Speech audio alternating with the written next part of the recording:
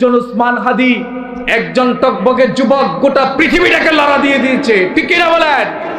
সে তো মৃত্যুবরণ করে নাই, সে আগামী 100 বছর বেঁচে থাকার মতো লাইন তৈরি করে গেছে, ঠিক কিনা বলেন? এজন্য তাদের আদর্শে আদর্শবান হতে চাই কি চাই না?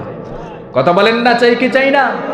মানুষ তাদেরকে সম্মানের সাথে স্মরণ করে, তাদেরকে মানুষ সম্মানের সাথে স্মরণ করে তাদের নামটা যখন নেয় তখন দেখবেন কলিজার মধ্যে একটা এমনিতেই সম্মান চলে আসে, ঠিক কিনা বলেন?